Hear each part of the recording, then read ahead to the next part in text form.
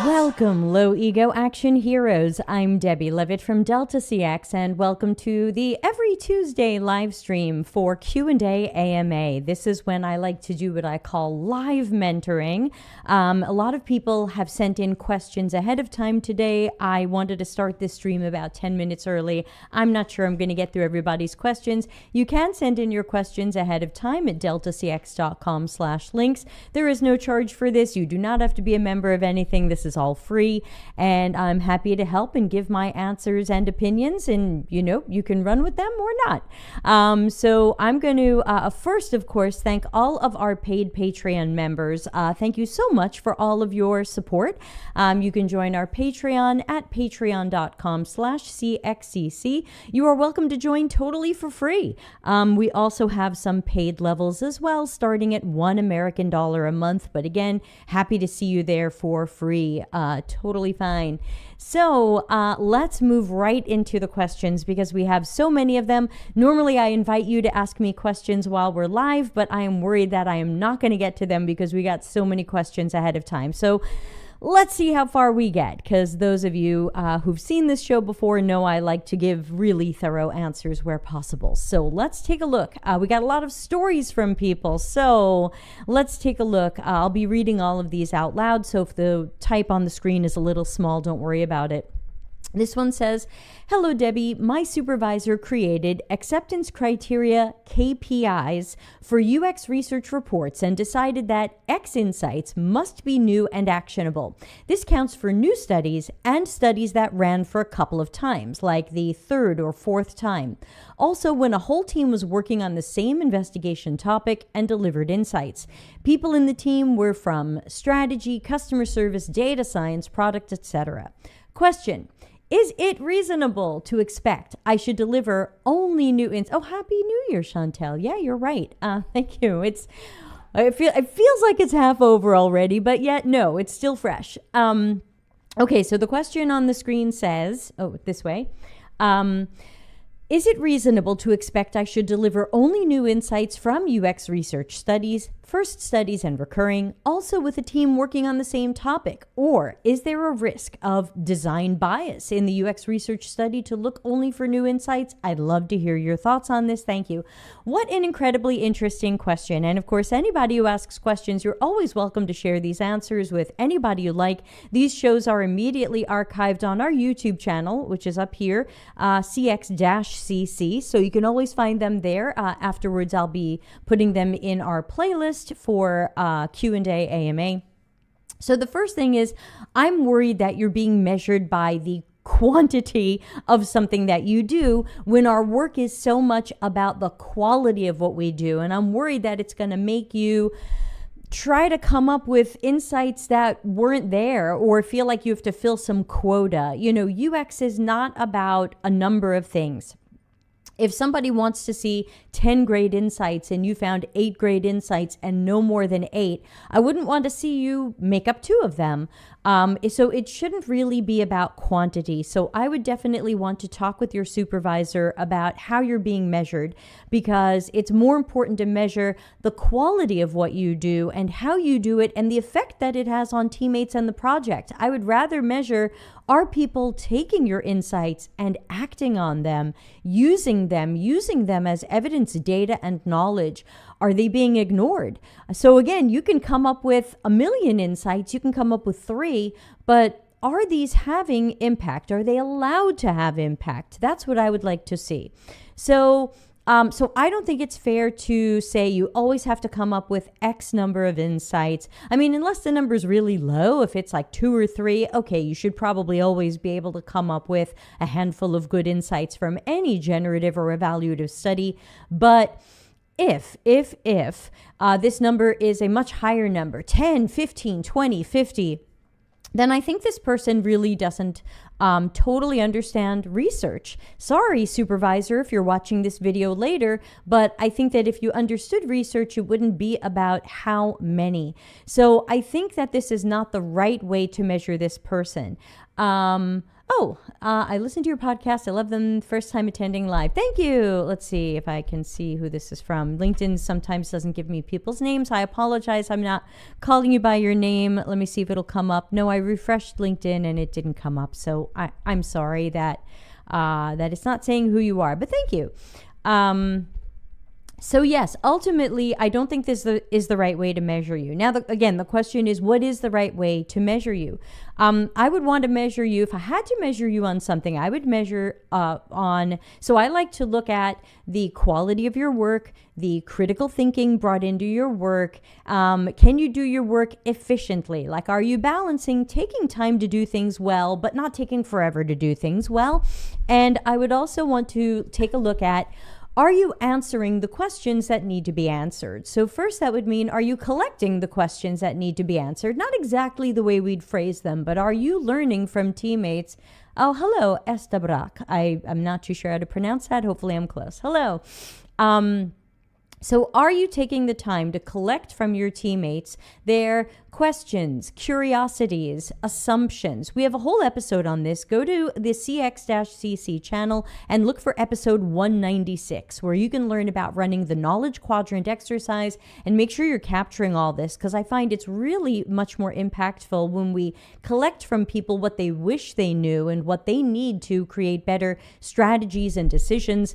And then X weeks later, we answer those questions, and then people are like, oh, wow, this was great. So I would rather see, do you have the right research goals, and did you get those questions answered well, where people can take action on them because you've given them good evidence and data, you've done the research well, and you've given them a little bit of that consultant side of yourself where you're saying, and here's what we should do about that. Now, that doesn't mean you draw a screen. It just means you're helping nudge the action you suggest that we take. So going a little fast today because we have so many questions coming through and they're all pretty long. I would just say, no, I don't think that's the right way to measure you. I don't measure researchers this way. I don't recommend that researchers be measured this way. And that just doesn't make sense. That would be like saying to a quantitative researcher, we're going to measure you by how many people answer the survey. Is that really the key point? Is that really, to me, we have to take a look at success criteria. Are you a successful research if you find 5 insights instead of 10?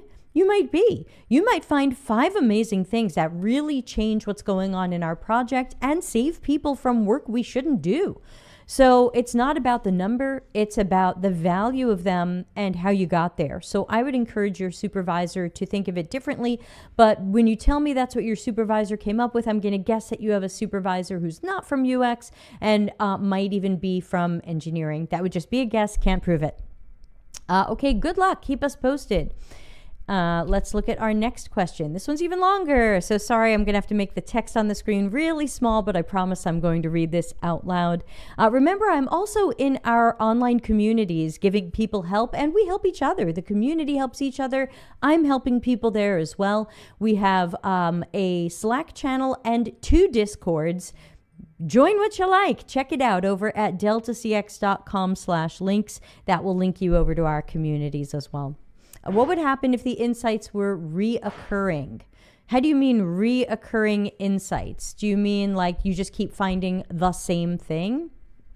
I think that's a question for the supervisor. Does this still count if my insights show that this is still true and that this hasn't changed? That to me is still an insight. Sometimes we wonder, has anything changed? Are behaviors changing? Has technology changed enough? Are people doing things differently? So I think that I would, again, I don't judge people by the number of things they do. I don't judge a UX designer by how many screens they have or how many buttons are on the screen. I don't judge a researcher by how many questions they asked.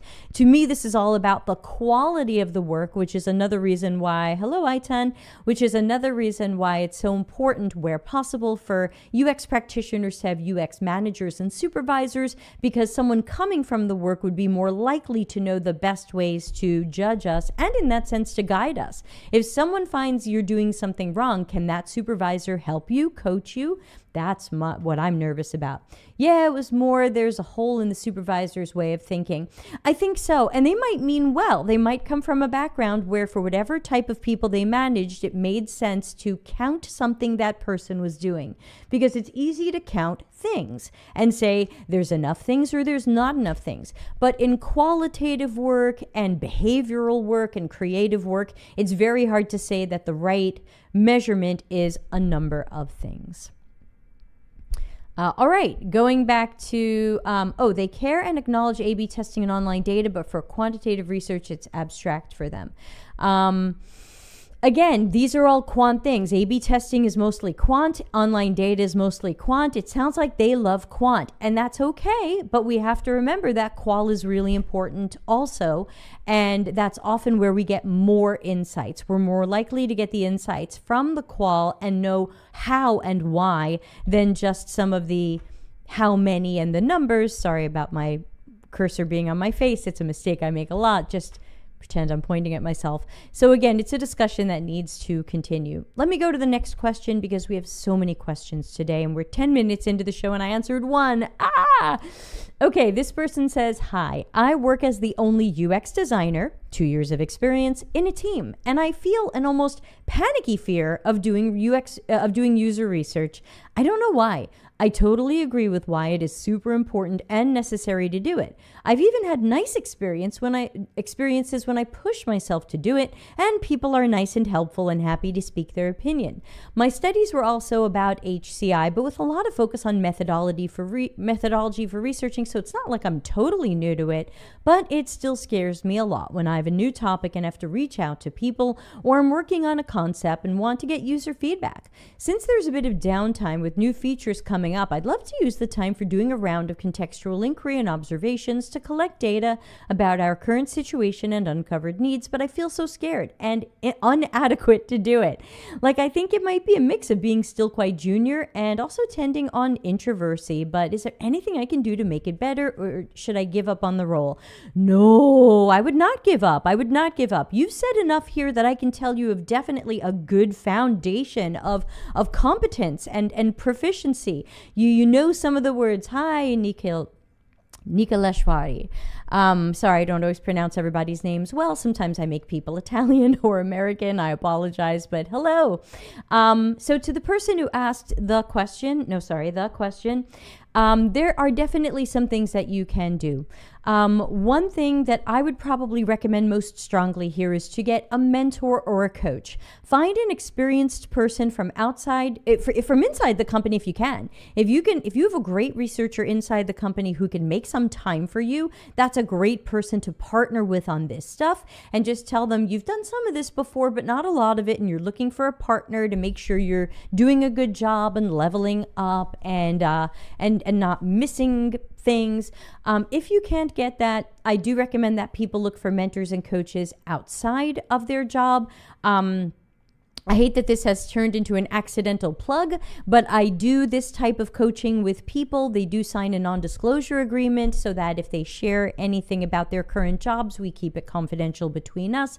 But sometimes people do show me stuff they're working on, and I have the opportunity to help them at every step, help them with the planning, help them with the questions, talk to them about their recruiting, to talk to them, help with interviewing style and things like that, analysis, synthesis, reporting. So if you are interested in that, and again, I apologize that it is a plug, you don't have to work with me. There are other researchers out there who offer mentoring and coaching.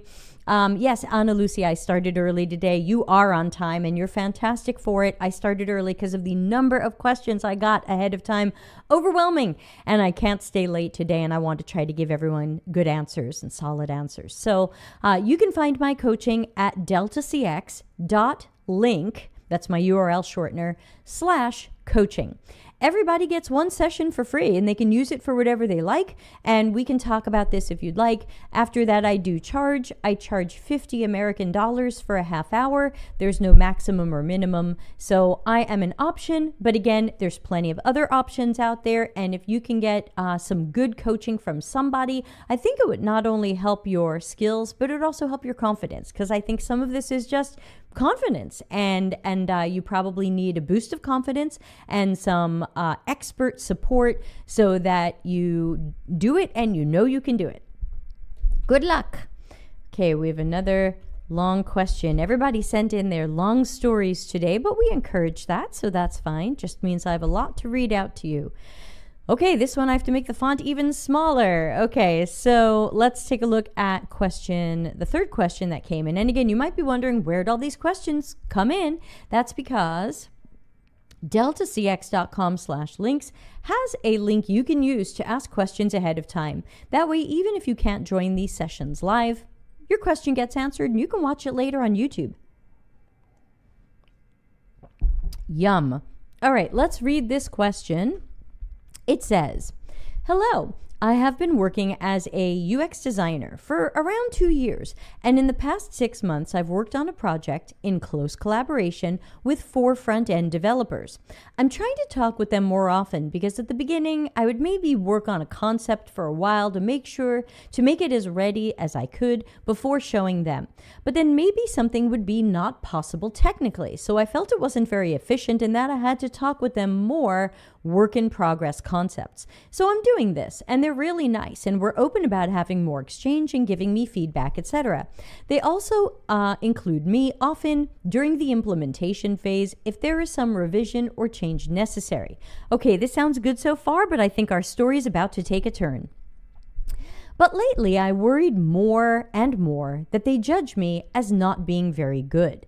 Like because I have to show things that are not totally ready, or also things I'm still learning about and I'm not totally confident. For instance, since I'm the only designer, I also have to make more UI visual decisions, and I feel that part is not really my strongest asset at the moment.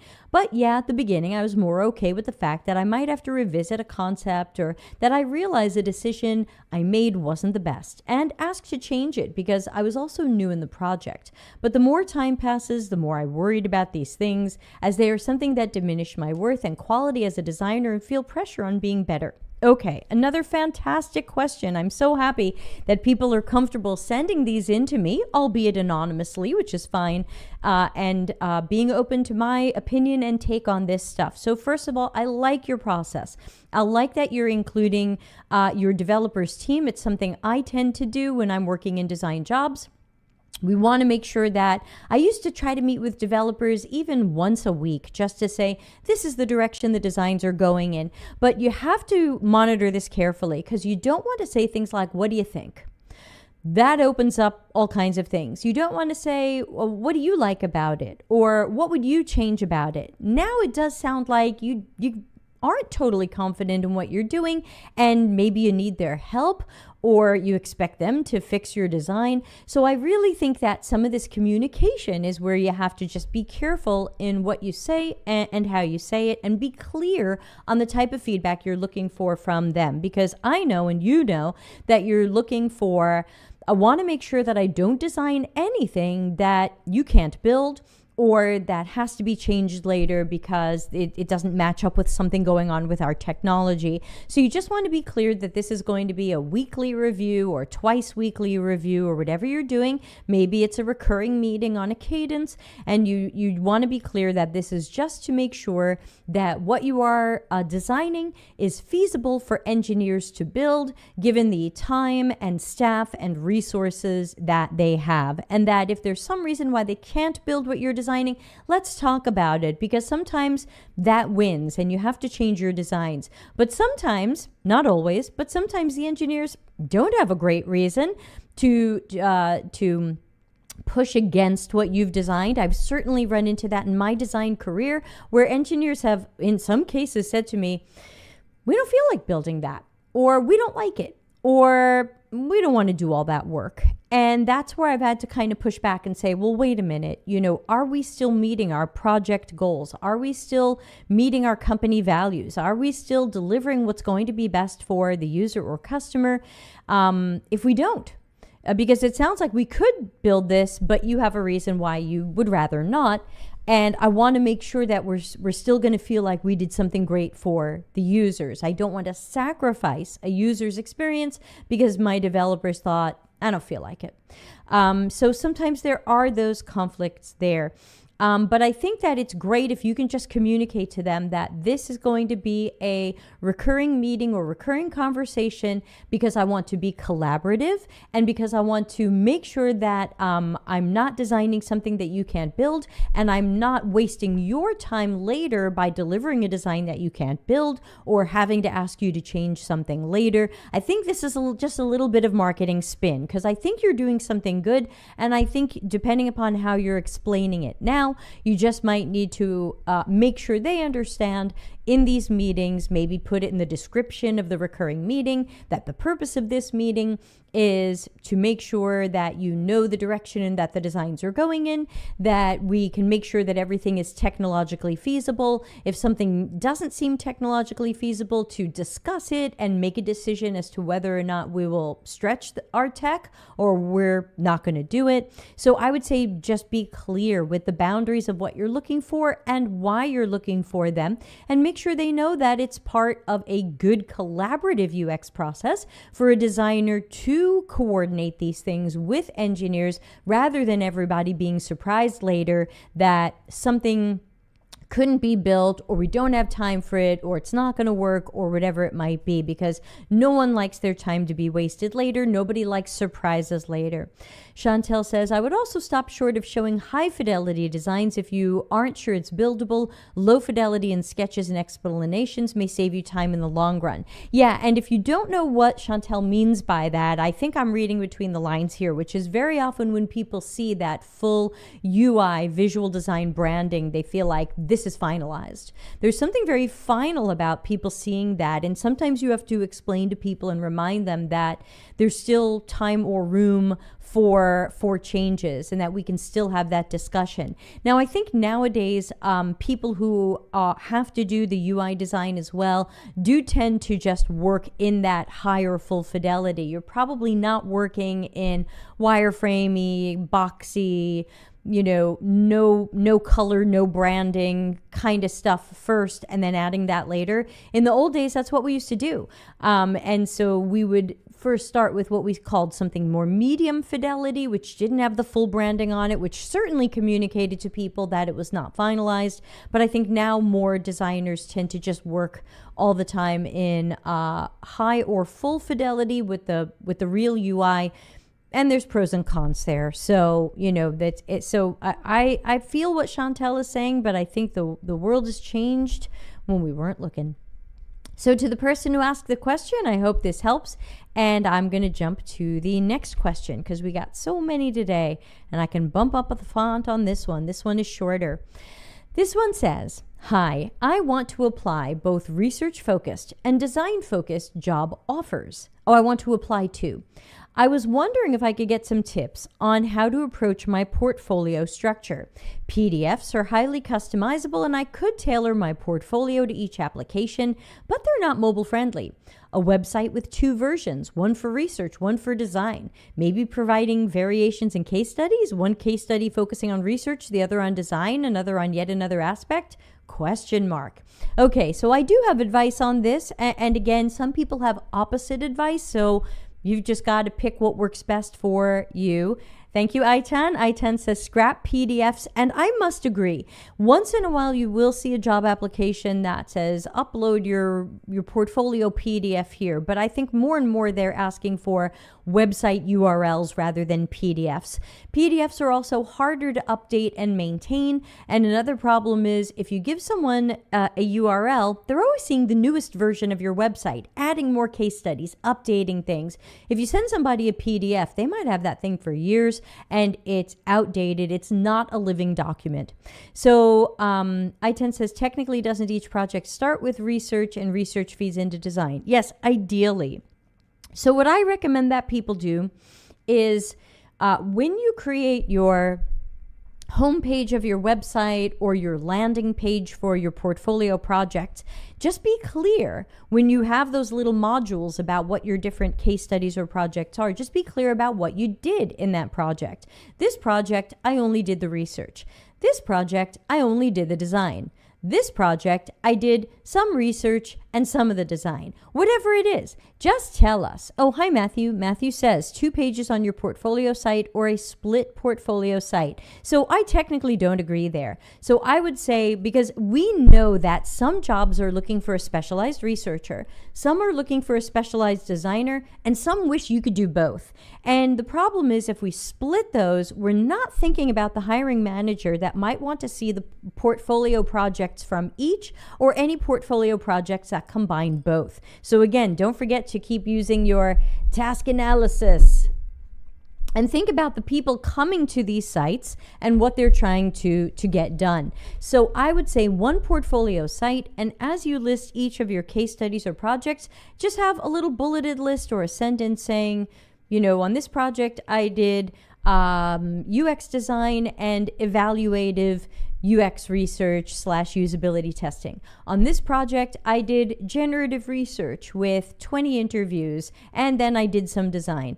That way, the HR person or recruiter or hiring manager can look at this stuff and say, okay, this one looks closest to what we're asking this person to do. I'm going to look at this case study, or I'll take a quick look at these 2. A split portfolio is both on one page side by side. But again, we might have more than side by side. We might have combinations of things. So what I tell people is, rather than thinking about side by side necessarily, I would just think about put things in the order of what's most compelling. What is your best work? Because sometimes a hiring manager just comes to a portfolio and looks at the first thing. That first thing should be the most compelling thing, your best work, whatever that was. And then after that, your second best work. So I would say, don't feel like you have to put these in a column form or 3 columns or a grid. However you choose to lay them out is a separate conversation. I would just make sure the most compelling ones that show some of your best skills are first, and that you don't just put the name of the project or the name and the dates like I sometimes see. Give me what you did on that project out on that landing page or homepage so that I can see, oh, I'm thinking about you for a researcher project. I don't have to look at this design case study because I don't care if you can design. So that is usually my suggestion for that. I hope that helps. Let's see. Here is another question that came in ahead of time. If we get through all of them and we have more time, I'll take your questions live, but we got a bunch of questions in ahead of time, and some of them deserves thorough and long answers. Okay, this person said in episode 73 with Joel Barr, wow, thank you for going into the Delta CX archives to find episode 73 from our previous YouTube channel, which was called Delta CX. And of course, if you want to see the video this person's talking about, just go to YouTube and write Delta CX 73. It'll come right up. In episode 73 with Joel Barr, you mentioned you're strictly against putting hackathon, freelance, and volunteer work in a portfolio. Has your opinion changed? Is that a strict no-go? Or if it was shown that the work wasn't guest work, but was based in research, I see the problem of the quality of this research, by the way, would such work be suitable?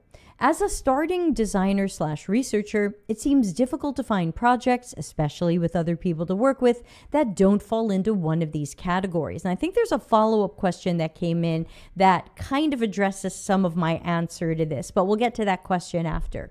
So is this a strict no-go? Look, it's technically not a no-go because I get portfolios all the time that include volunteer projects, freelance. I mean, freelance, if they paid you, that's a different story. But let's just say volunteer and hackathon projects. I10 says, for me, it's fine if they're not the only thing on the portfolio. Mine's a mixture. So I think that the concern is, from what I hear, a lot of hiring managers want people who have worked on cross-functional teams before. And by that, I mean not just UX people or UX volunteers or UX up-and-coming people or UX classmates in a program. So a lot of times, because in an interview, they'll say, how do you work with your product manager? If you just have hackathon and volunteer work, you might not be able to answer that, which means that interview might not go so well.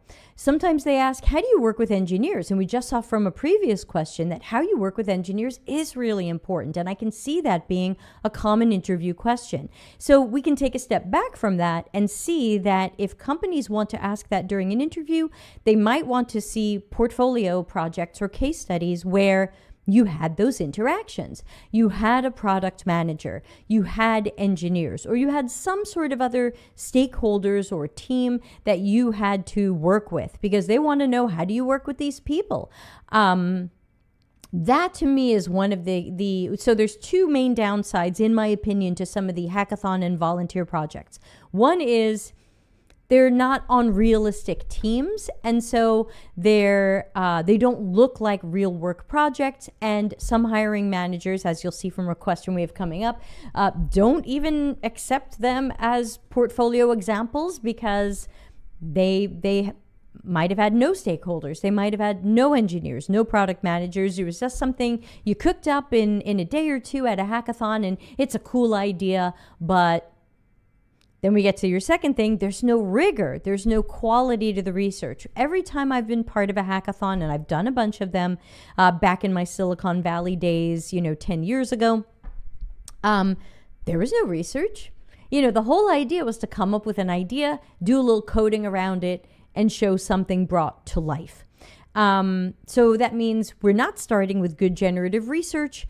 We're not necessarily starting with real problems that people have. We might be starting with something we assume about them. And then we're just going straight into the idea. We're probably not usability testing it.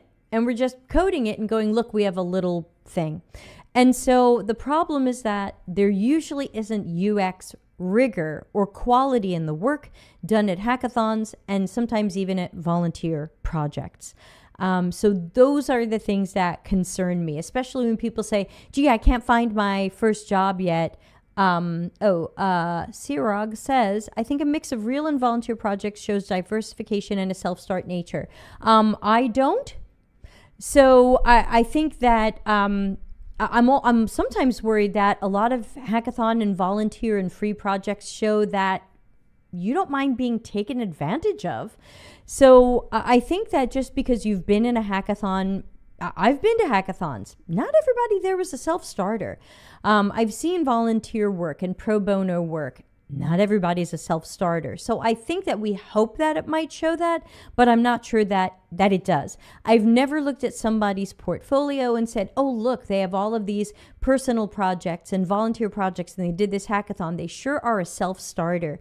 I don't necessarily think that. So I can't guarantee you that anybody agrees with the comment we just got that, wow, this is diverse and you're a self-starter. That it might not be true, or that message might not get across. So I can't guarantee that. So it's not so much that I don't want a hackathon project or a volunteer project in your portfolio. I'm worried about people doing them at all, because the third problem with them is you so rarely have any UX expert acting as your coach. So people go out and they do volunteer work, sometimes for nonprofits or real companies that expect quality work to be done. But they're still newbies and juniors. They're still learning. But yet this company probably expects good work to be done well. And you might still be kind of guessing at it. Maybe you are and maybe you're not. But there's no real expert or lead, someone with 7+ years of experience who can help you be better and review your work. And so a lot of people go into these projects just guessing, based on whatever they happen to learn or whatever they happen to like. And that's often reflected in the portfolio presentation. I can kind of tell how much people know about UX or have leveled up in how the portfolio project is explained. The order of things, what you did, how you did them. So again, I just don't like to see people waste a lot of time on hackathons or volunteer work if they're not going to level you up, if they're not going to make you better at what you do, if they're not going to be something you can show in your portfolio. In some cases, did they make you sign a confidentiality agreement at your volunteer job? Well, guess what? That's not going in your portfolio. At least if you do put it in, you have to be incredibly vague about it, which we have a whole show about over, I think, on the Delta CX channel about confidentiality in portfolios. You can probably find that on YouTube by writing Delta CX confidentiality portfolios. Ana Lucia says, the project I'm working on right now is volunteer. It does have a stakeholder. It's a conundrum. I can't find real projects without a portfolio, and I can't have a portfolio otherwise. That's right. Sometimes your portfolio is whatever you've got, and it could be hackathons, volunteer work, unpaid work, personal projects. I get it. It's not that I'm going to say you can never put those in your portfolio. I'm only saying that for a job that expects a certain level of expertise, many of those projects won't meet that. If the job is internship or apprentice or something that expects you're a junior, then maybe that work is enough to show someone that you have a foundational knowledge, but that you're coming into a job where you need more training and coaching. But so many companies don't want to give training and coaching, and they just expect to see projects that show you can hit the ground running. And if you can show that in a volunteer project, put it in. I'm not saying never. I don't like to use universals. I don't like to say never or always. I will just say that in many cases, a volunteer or pro bono or hackathon project is usually not done with good UX rigor or technique or approach, and therefore is probably not going to be what a company is looking for if they expect you to have a certain amount of expertise. Matthew says they like a user-centric focus, but you have like 24 to 48 hours to have a live demo, prototype, or proof of concept. They'll probably appreciate you for your design skills more. Yeah, exactly. When I did hackathons, they appreciated more for the ideas I could come up with that somebody else was going to write code around, or anything that I could make pretty, which is not my specialty. So I would have to agree with Matthew there. Let's jump to the next question, since we have so many today.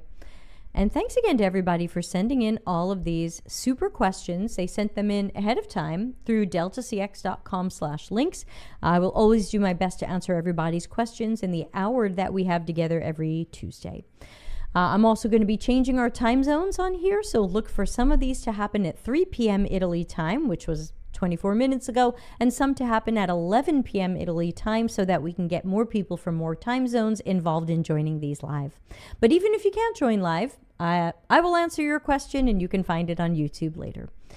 Question: how can I get to the level that is good enough for the first job? For example, in my first commercial job, I did only stakeholder interviews.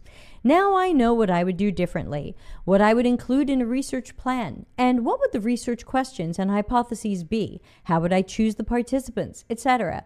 I know this wasn't a UCD process, so it shouldn't end up on my portfolio. Well, hold on, I might battle you on that. Give me a second.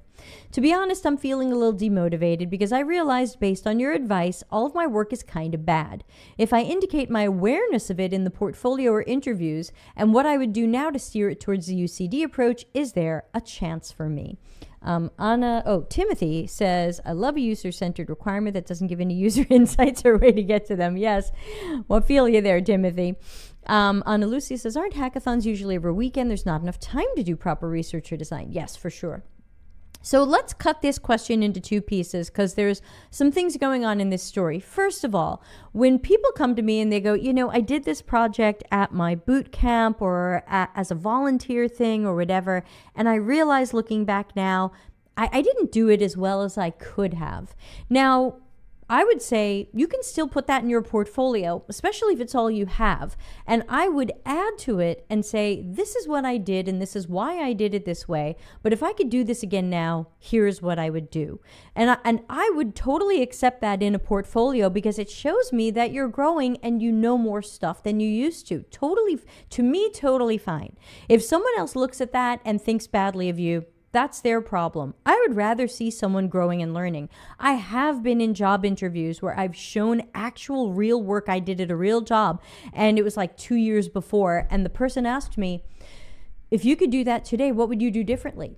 what do you think you did badly here? What could you do better? I think that's always a fair question. And I think if you want to take your portfolio and turn it into the story of a project that was rushed or a project that didn't do all of the right things for whatever reasons, you don't have to fall on your sword for everything. If you only did stakeholder interviews because that's all someone made available to you, that's what you had. If you only did stakeholder interviews because someone said, come on, time's ticking, then that's all you had. You don't have to name their names, but you can always say, I did 4 stakeholder interviews because that's all I was allowed to do, or because that's all they would give me time for. But I know that what I should have done was create a research plan with blah, blah, blah. I'm not going to tell you, you tell me. Create a research plan. Oh, I got my cursor on my face again. Create a research plan with blah, blah, blah. Recruit these types of target users, this many target users from these populations because X. Spend some days analyzing it and synthesizing it. So tell me what you should have done, because that can show that you're either growing or you knew the right way to do it and the job blocked you. I've been at jobs where I know what to do and I got blocked. And so my portfolio project had to tell the story of someone who knows what to do and how to do it, but got blocked. And I'm not going to say it was John, he blocked me. You're not going to do that. I'm not going to say it was the product manager, they blocked me. We're not going to do that. We're just going to be very generic and neutral, and we're just going to use passive voice and say I was blocked or I was not able to talk to the users I should have spoken to. So, you can do that. Timothy says, in my opinion, it's very good to have a portfolio including lessons learned or retrospective. It shows what can be done when under pressure and what can be better. Okay, yeah. So I don't love the thing at the end where people are like lessons learned and stuff, because I always think of a portfolio project as like, I imagine you giving a presentation at work, and at the end you wouldn't be like, and I learned that I really like research and I should have talked to more people. Like, it just ends up sounding like 8th grade book report to me. But I think if you can work into it, like, here's what we did, here's what we should have done. And I even do this in my jobs now. Hey, you gave us 2 weeks to answer these important questions. We should have met 20 people. We met 7. And we just didn't have the time to meet more. I'll still say that at my job even now. And so I think that's fair. Matthew says there are ways to gain insights quickly. It depends. Usually not qualitative ones. And depends what you mean by quick. So it really, it's a giant it depends. I don't want to tell people that they have to go out and do the fastest research they can, because that's very rarely good. Okay, so that's half of this question. So I would say, yes, put it in your portfolio. And you're saying, based on my advice, your work is bad. Your work might not be bad. Even I have stuff in my portfolio where it's like I have to kind of explain why this went so wacky. So don't worry. Your work might not be bad, or maybe your work wasn't so great that first time around, but you're learning more and you're getting better. Don't poop on yourself for being in a constant learning process. I'm learning too. I can look back on something I did in 2014 and go, oh yeah, that design wasn't so good, was it? Or a 2016 project and go, oh man, I sure made a mistake there. I could do that all day long, but why? Why? It's just going to knock my confidence. Don't knock your confidence. You've got a good start. Run with it. Could you do better? Yes, it could always be better. My projects now could always be better. So you can that's why when I talk about my the portfolio videos I do, like episode 148, just go to YouTube, write Delta CX 148. When I talk about those things, I talk about how can you tell me the story of what happened, but maybe also some of the story of what shouldn't happen. So your work is not bad. You did the best you could at the time with what you knew and what you had. And you would do it differently and better now. And that's great. Tell me the story. That's what I would say. I mean, it's not bad to do stakeholder interviews, but I wouldn't make that the only research I do. Unless this is wholly an internal stakeholder project. Okay, this is another question, which might even be from the same people. I can't tell. These all come in anonymously. It's the mighty moon. Hello, moon. let's see. Oops, sorry, getting a bunch of things up on my screen. This one says, I've watched your portfolio videos, thank you, and read your portfolio articles, thank you. And now I have a question.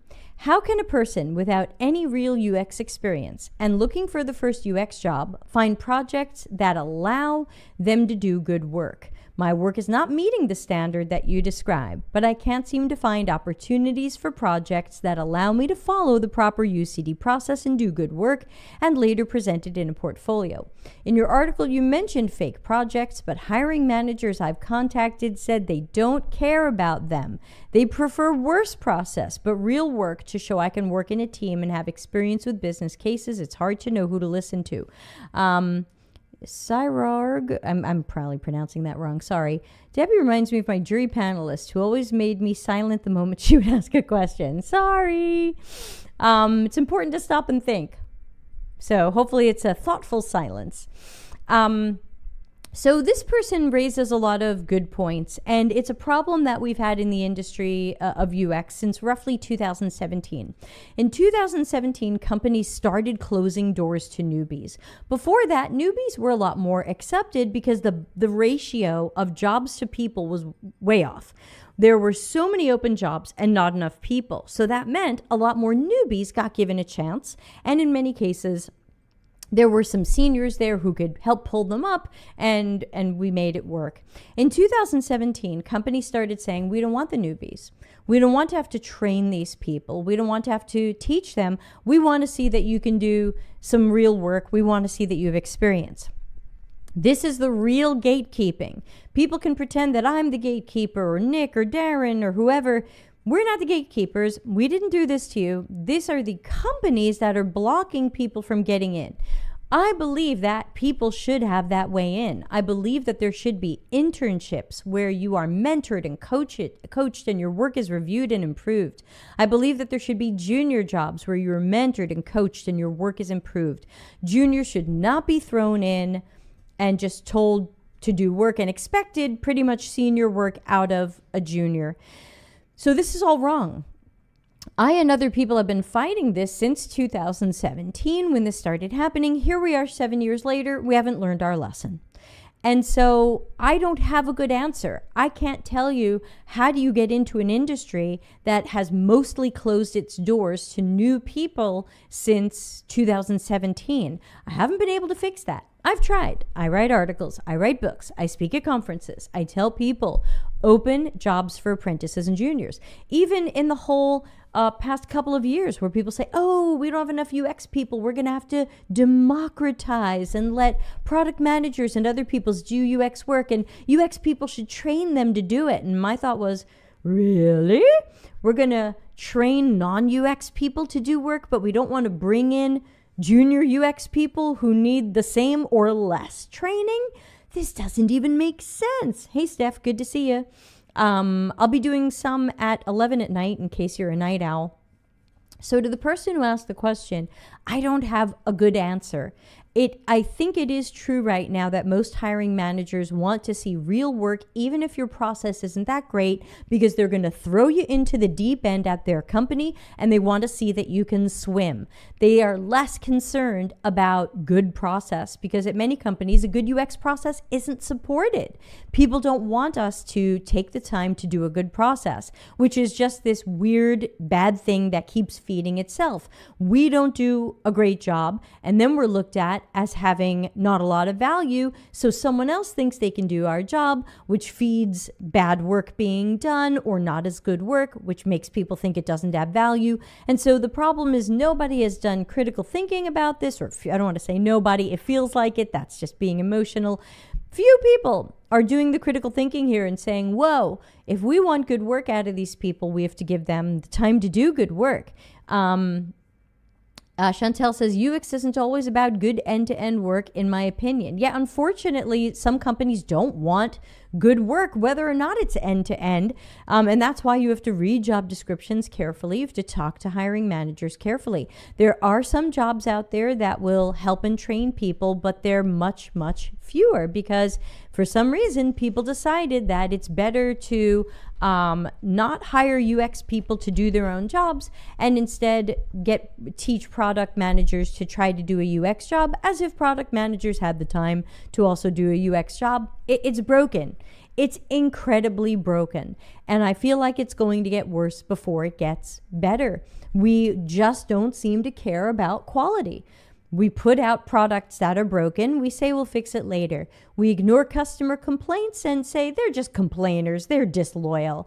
We do so much stuff that's low quality because we think we want to go fast. And nobody stops, or it feels like nobody. It's not really nobody. So few people seem to be talking about the real costs and consequences of choosing speed over so many other things. And I think if we ever care again about quality and value and empathy and our company values and all the things we claim to stand for, we're going to have to change our processes.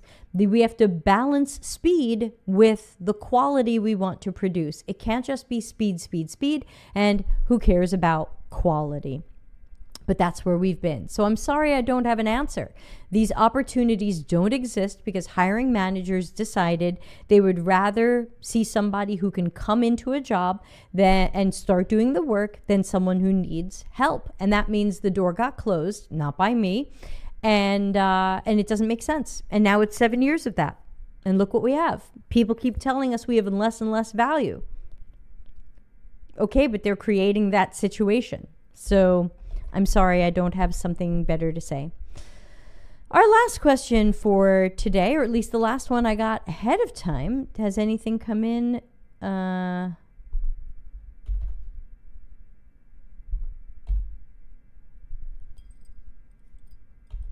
Let's see.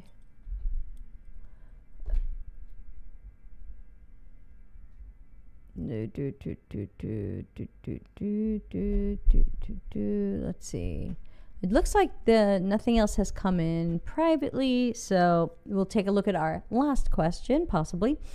What is an appropriate way to test the visual aspect of a design concept? For instance, if I want to test a new accordion design, whether in an accordion group, the titles and content is easy to scan, and where one open accordion ends and the next one begins is clearly understandable. Should I make a usability test? If yes, should I make it around a task of somehow using the accordions? Do I need alternative designs to compare? Okay, this is an interesting question. Thank you for sending it in. Oh, Mighty Moon has a question. We will add Mighty Moon's question after this one since we have a little bit of time left.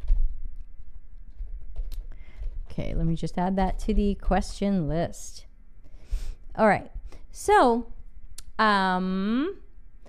my first question would be, what are you really testing here? Because by now, an accordion is a pretty common paradigm. If, as you say, it's pretty clear where the accordion begins and ends, and you've got a typical icon, either a chevron or caret or triangle or plus or something that helps people know this can be opened and closed because people have been seeing accordions for what feels like a zillion years. So I guess the question is, what are we trying to test here? What are we unsure about? Are we unsure if the accordion is the right paradigm for the content that we have? Are we worried that people won't know how to use the accordion when they see it? So I think that if you wanted to try to test it, normally I would give people a question but I wouldn't just lead them to the accordion. Let's say they're on a page and towards the bottom of the page is an FAQ with accordions. Let's just say. Instead of saying to people, please go to the FAQ and please look at the accordions, does this make sense to you? That's not good research. That's not good testing. I would not do that. But you could say, you could put people on a page and you could say, you need to learn when you're wondering when this product, let's say in the FAQ you have shipping policies. I'm just making this up. Let's say in the FAQ you have shipping policies. So you might bring someone to a page and say, you're wondering when this item will be shipped to you, or you're wondering what shipping company this company uses. Go. And then you would take a look at how they use the page. Where do they try to find that information? Do they make it down to the FAQ? Do they leave the page? Do they try to do a search? Now you might say, oh my gosh, they never even made it to the FAQ. That's also data. That tells you that if people have a question, they're not going to scroll down that far to answer it. And so whatever happens is the data. And then the question is, how will you act on it? But if they do get to the accordion, let's say, and they find their answer, and a great follow-up question is, how could this be improved? And that's just a nice open question, which is much better than what don't you like, or do you like this, or was it easy? Sometimes people will just be very polite and say, oh, that was easy. Yes, I like it. But what could be improved shows you're open to hearing room for improvement, and that you're going to hopefully be open to it. Hopefully you've warmed them up for the idea that you're open to room for improvement. And so that way they can say, oh yeah, at first I wasn't sure that I could click these things. So, but remember, a lot of the data is also in your observation. If they get to the accordions and they're kind of circling a little and they're hesitating and, maybe they can't tell what's clickable. So you might think the content's easy, the titles are clear, the accordion is easy. We don't know that for sure until we put it in front of someone. I've had my own designs go wacky in testing because there was something I thought was easy and obvious and it wasn't. And I'm happy we tested it so that I had the opportunity to improve it. So I would say depends on what you're testing. If you really have a very well-designed common accordion, you probably don't have to test it. People know how to use accordions. If you're not sure what's better, an accordion or something else, then sure, you can give people different designs. You can give them a task that isn't, go look at this and click on it and tell me what you think. Give them a task. And then at the end, you can ask, once you learn what could be improved about each, you can ask them which I don't ask which do you prefer, because that doesn't always get at the heart of it. I ask which would work better for you. Especially when it's something that's more about a function of something, because otherwise, which do you like better? Sometimes people pick a prettier one that I'll say, oh, okay, and why? Oh, I like the blue. Well, anything can be blue. We're trying to make sure we're getting at the usability of something. And then, also remember to test this on mobile. Chances are if this is a web page, there's a mobile version or an app version. Make sure you're testing this there, and that if there is an accordion, it's really obvious to people. They can see how to click on it and interact with it and things like that. Okay, that was a very long answer, but hopefully that was helpful. Let's go to Mighty Moon. Mighty Moon says, a coworker showed us the triple diamond method during a spotlight presentation. What's really the difference between double and triple diamonds? I wish you had asked them, though you probably didn't want to put them on the spot. So what I have found, and I did write an article about this on Medium some months ago, is about design frameworks. And what I eventually said was that for the most part, as far as I can tell, all of these design frameworks are the same. They're all some sort of variation or derivative of human-centered design or user-centered design, which let me put up on the screen. Where's my user-centered design graphic? Okay, here we go. It's not the prettiest, but just run with me here. So a lot of whether you see it as a diamond or interlocking circles or dots or whatever, these are all derivatives of this. The idea is that you're supposed to start with, some sort of, it's up here, some sort of research. People might call it discovery, understanding, find the problem, whatever it is. There's lots of ways that people can call this, but it usually is some flavor of early research. Learning about, everybody say it with me. Where's my other graphic? Where did it go? Oh, overlapping graphics. People, systems, and context. So we have some sort of early thing that represents that, whether that's a diamond or a circle or an arrow or whatever it is. Even design thinking claims that that's step one. Understanding or empathy. Where's our empathy effect? Everybody say it with me. Empathy. So whatever it is, that's usually at the beginning of these processes. And then typically there's some sort of next diamond, circle, arrow, step, piece that has to do with, we're going to do problem solving through an idea or a feature or some sort of design. And that lives here too in your information architecture and interaction design, and to some extent your content. Now we have some sort of possible concept or solution. It's got some sort of design for whatever fidelity it is. Now we have to test it and see if it's going in the right direction or where it can be improved, or if it's just completely wrong. So there's your testing. And again, typically your diamond might say, oh, we're narrowing it down between different design possibilities, which means you'd have to rule some out because they fail in testing or because you change ideas. Obviously design thinking, which I don't love, but design thinking shows you're supposed to test this stuff. So again, all of these really say the same thing. And when I see 3 diamonds and 5 diamonds and 6 circles and a bunch of hexagrams and whatever, a lot of them really say the same thing.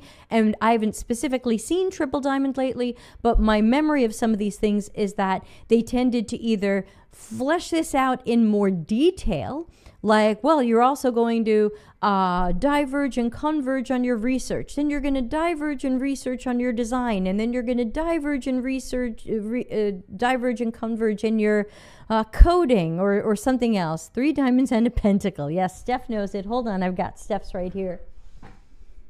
Where did it go? Deb's pile of stickers. There we go. This was Stephanie's.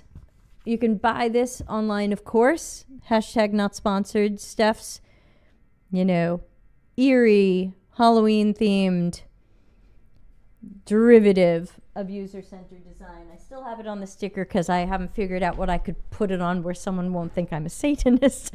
But ultimately, I can't tell the difference, and I probably would have asked that person, what is the difference between double diamond and triple diamond? What is the difference between triple diamond and human-centered design? The downside is they might say something that I don't agree with, but oh yeah, Steph says, first time I see the red bubble ones, they turned out great. Yeah, they did. I don't know what to put it on because I don't want people to think I'm a Satan worshiper. So that's the downside. So it just sits next to my desk. Maybe hang it behind me. Oops, sorry, I'm blurry. There we go. Everybody can see my dry hands, my dry cracking hands. That was terrible. I'm so sorry to put all of you through that.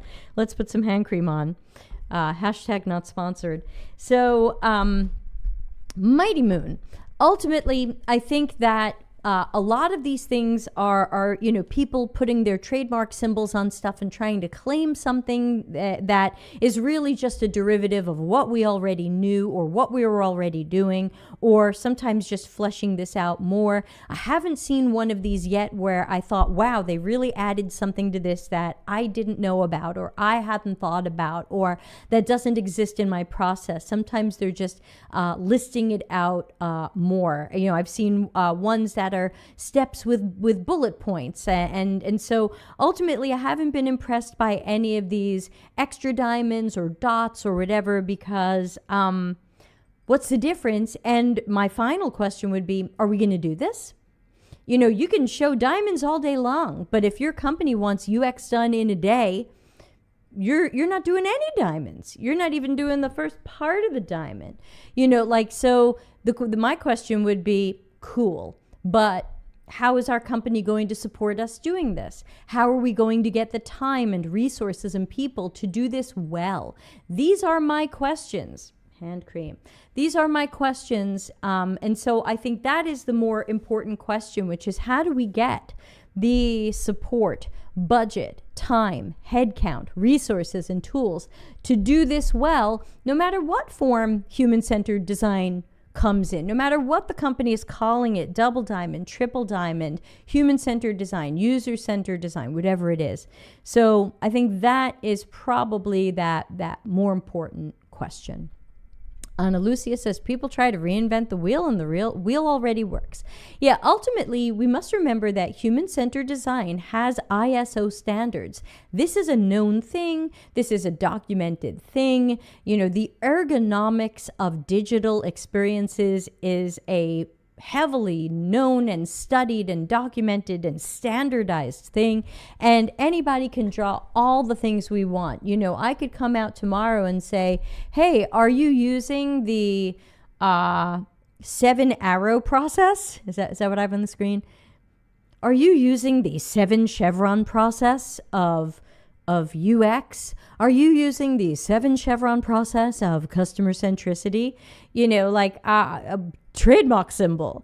It's like these are just all representations of the same thing. I don't think any one person owns any of these things, and they're just derivatives and variations of human-centered design. Some want to see more human-centered design done with good rigor and standards, and some want to see the least done as fast as possible, which I would say is probably more like design thinking, where it's like, hey, can we do this in a few days or a week, versus, hey, if we really want to do these 7 chevrons, that's not going to take a few days.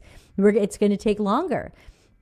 Mighty Moon says, thank you. Great explanation. I had FOMO when they displayed it. Yeah, it's out there. It's Googleable. I can't remember if it made it into my article on frameworks, but in the end, I said all of these frameworks are basically the same in that they are all variations and derivatives of human-centered design.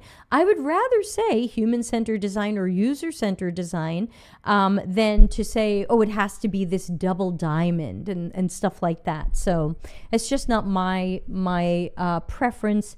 I'm just not in love with these frameworks.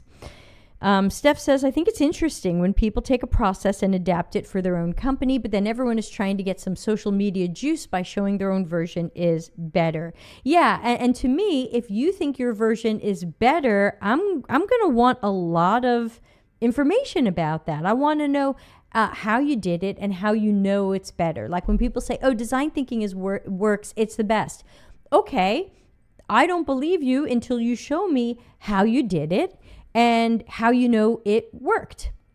Or if people say double diamond is the best, I go, okay, great. Show me how you did it and show me how you knew it worked. We hear so much about, oh, UX is not showing it's valuable. Okay, great. Where's the value in these? How do you use 2 diamonds, 3 diamonds, design thinking, whatever, to show the value of a user-centered process? If these are just fun workshops, let's just call them fun workshops. Sometimes something is just a fun workshop. I get it. But if this is supposed to be a really good process that's supposed to help people understand the value of research or design with a capital D or UCD or HCD, tell me a story about how it really showed that value. Tell me a story about how other people in the room or at the company or in your cross-functional team realized, wow, I shouldn't be doing research. This is really complicated, specialized stuff that I want to leave to that person. Like, show me how it really helped people understand that value. I'll run with anything that helps people really understand the value and respect us and not want to minimize us or dilute us or do their jobs instead of us or tell us what to do or lay us off. I'll run with anything if whatever it is. All right, so we only have a few minutes left. Thanks to people for not minding me starting a little early today.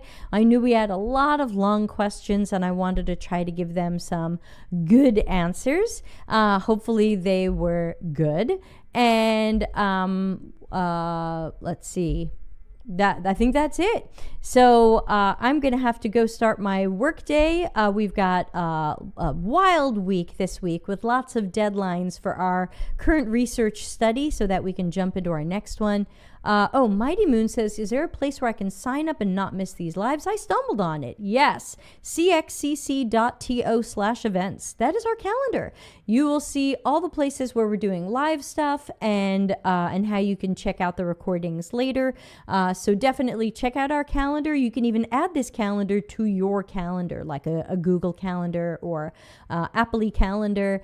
So yes, you can definitely be more hip to these, especially since we're going to start to do them at different times. And so they're not going to be as consistent as they used to be. We're going to juggle some times around to make sure we catch different people from different time zones. Ana Lucia says, to be honest, there's way too many people trying to go viral or trying to be recognized as masters instead of sharing actual useful content. Sometimes it's hard to understand their intention. Yeah, and that's why we talk so much on this channel about critical thinking. And one of the things involved in those conversations is what this person is saying meaningful? Is it actionable? Is it helpful? When you read it, can you take action on it? Do you understand what they're trying to say? Do you understand what you could do differently or better? Or does it just sound like they're burning everything down and not building it back up, or making it sound like UX is on the brink of extinction and I read a few of those. I try not to read too much of them because they all seem so garbagey, but I've read a couple of them recently, and at the end of the article, I'm like, I don't even know what to do now. What can I do about this? So, I'm sure we'll talk more about these things in some of our webinars that are coming up that involve critical thinking. We've got critical thinking stream that we're going to do once a month on the Delta CX channel instead of this one. So, hey everybody, please subscribe to CX-CC on YouTube, subscribe to Delta CX, ring that bell so that you know when we're live. And if you miss something, you can always find it in the archives. Steph says, making money is usually the end goal, which is okay. We all have bills to pay, but it brings a lot of noise. Yeah, that's why I keep talking about and writing about how we have to balance what customers need and who they are in their tasks with what the business is hoping we will accomplish. I think ultimately we can't really find success and growth without both. Matthew says, this stream is always so useful and in-depth. Too often people scratch the surface. Well, thank you, Matthew. Spread the word.